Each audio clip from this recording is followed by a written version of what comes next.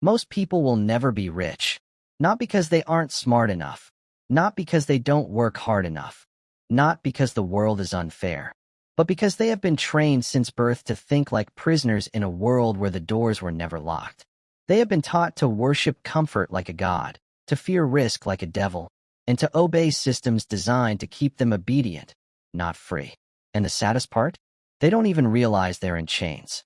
From the moment you're born, you're handed a script. Go to school. Get good grades. Obey the bell like Pavlov's dog. Don't question. Don't dream too big. Stay in line. Blend in. Then graduate. Get a safe job. Work 40 years. Save what little you can. And if you're lucky, maybe one day you'll retire and live off the crumbs of your own labor. That's not a life. That's a slow death with polite applause. Most people will never be rich because they've confused safety with freedom. They've confused routine with purpose. They've been hypnotized into believing that mediocrity is noble, that sacrifice without vision is virtuous, that hunger is dangerous. But you know what's truly dangerous? Waking up one day at the end of your life, realizing you spent it all avoiding risk and lost everything that mattered anyway. Andrew Carnegie once said, "The man who acquires the ability to take full possession of his own mind may take possession of anything else to which he is justly entitled." That is the real key. Riches begin in the mind long before they ever touch your hands. But most minds are overcrowded slums, rented out to fear, to doubt, to other people's opinions. No room left for wealth to live. Because wealth is a mindset before it's a bank account. And that mindset requires ownership, not of things, but of self. The poor mind asks, "What if I fail?" The rich mind demands, "What must I do to win?" The poor mind looks for excuses. The rich mind searches for leverage. The poor mind hopes. The rich mind decides. Edison didn't hope for light. He invented it. Walt Disney didn't hope for magic. He built it. They were laughed at, rejected, mocked. But they didn't quit because they weren't chasing approval. They were chasing vision. Most people will never be rich because they chase money without chasing mission. And money without mission is like fire with no direction. It burns everything and leaves nothing behind. But when you move with clarity of purpose, money becomes a servant, not a master. Riches do not flow to those who want them. They flow to those who are prepared for them. And preparation isn't sexy. It's not glamorous. It's long nights, quiet mornings, repetition, reflection. It's saying no when everyone else says yes. It's sacrificing now for the power to choose later. But most people, they run from discomfort. They quit when it gets boring. They think success should feel like motivation, not like construction. They want to feel rich before they become rich. And that's exactly why they never make it. Because real wealth isn't just earned. It's become. It requires becoming a version of yourself that doesn't yet exist. A version forged through pressure, through silence, through isolation, through relentless discipline. Henry Ford went bankrupt 5 times before building an empire. Colonel Sanders pitched his recipe over 1,000 times before one restaurant said yes. They didn't become rich because they had better luck. They became rich because they had stronger belief. Because while the world was laughing, they were building. And that's what separates the few from the many. Not talent, not education, but hunger. Unshakable, unreasonable, unstoppable hunger. And hunger doesn't show up on resumes. Hunger doesn't need permission. Hunger doesn't care if it's raining, if you're tired, if you're afraid. It gets up anyway. It moves anyway. It builds anyway. Because it knows. Comfort is the enemy. And average is a lie. Most people will never be rich because they spend their whole life trying to avoid pain. When in truth, pain is the price of transformation. The gym hurts. The discipline stings. The sacrifice burns. But it builds. It constructs a version of you that is worthy of wealth. Because wealth is not something you pursue. It's something you attract by who you become. The man who is wealthy in habits, in thoughts, in discipline, will inevitably be wealthy in results. But the world won't tell you this. The world will tell you to wait, to play it safe, to be realistic, to follow the herd, to not be too ambitious. Because the herd doesn't like escapees. But understand this. The herd was never going to make you free. The herd was never going to make you wealthy. The herd was designed to consume, not to create. You want to be rich? Then start thinking like a creator, not a consumer. not a follower, not a victim, a creator. Because creators understand, money is not the goal, it's a byproduct. The real goal is value, contribution, impact, and the internal alignment that allows all three to flow without friction. So if you're still asking, why not me? Maybe it's time to ask, who must I become? Because that's the question the wealthy ask every day. Not what's trending, not what's easy, but who must I become to match the level of the life I desire? See, most people are fixated on tactics. How do I make money fast? What's the secret hack? What's the shortcut? But the truth is brutal and beautiful at the same time. You don't need a shortcut. You need a shift. A total, unrelenting shift in identity. Because wealth is not acquired, it is aligned. You do not chase riches. You align yourself with them. And alignment means habits. Alignment means integrity. Alignment means doing the hard things, especially when no one is watching. Most people will never be rich because they refuse to do the invisible work. The kind of work that doesn't pay today, but builds the foundation for everything tomorrow. Reading when they could be scrolling. Writing when they could be sleeping. Investing when they could be spending. Saying no when everyone else is saying yes. Do you think Warren Buffett became wealthy by acting like everyone else? He reads 5 to 6 hours a day. He lives in the same modest house he bought in 1958. Because wealth isn't about appearing rich. It's about thinking in decades, not in days. It's about planting trees you may not sit under, yet still planting them with faith. But faith without work is dead. And most people pray for success like it's a lottery ticket instead of proving they're ready for it. They want riches to validate them. But the rich? They earn it in silence and let the world catch up to their worth. If you want to become rich, stop acting like money is magic. It's not. It's energy. It's movement. It's a mirror. It reflects your choices, your focus, your systems, your standards. The poor treat money emotionally. They spend to escape. They earn to survive. They fear to protect. The rich treat money strategically. They spend to invest. They earn to grow. They fear mediocrity more than they fear loss. Think about it. Why do lottery winners go broke? Why do athletes with million-dollar contracts end up bankrupt? Because mindset is the container that holds wealth.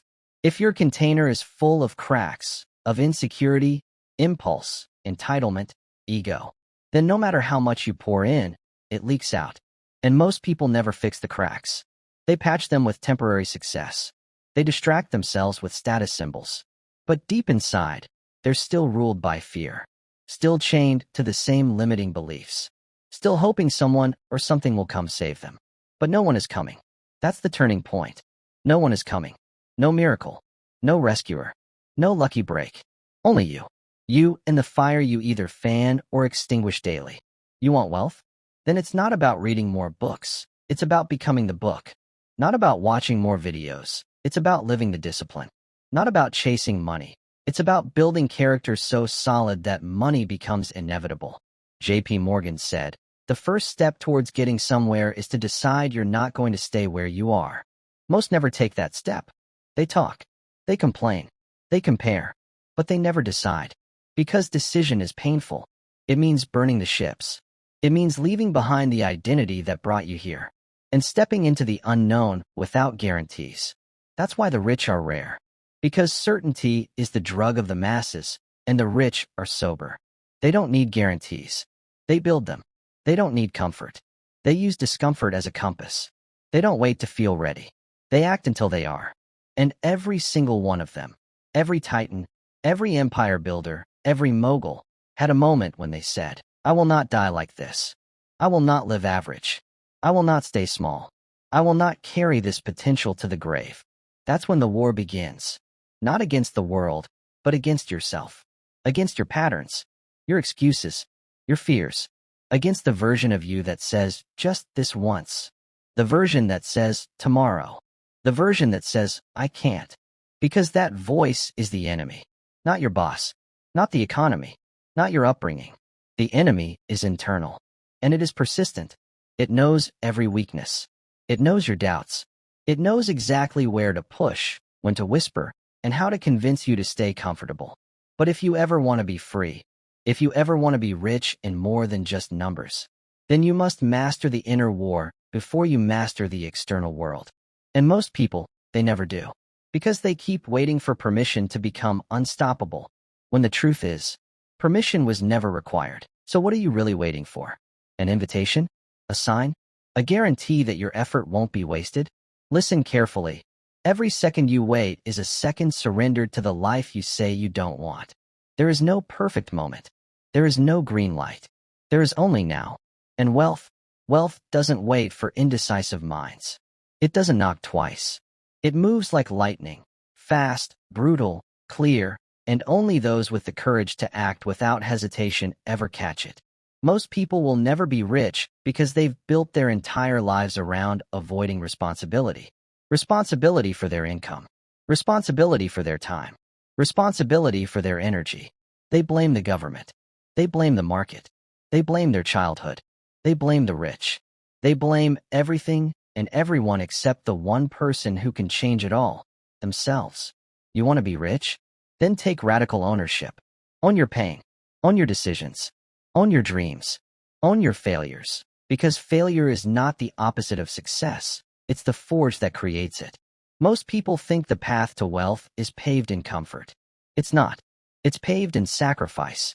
Sacrifice of ego. Sacrifice of distraction.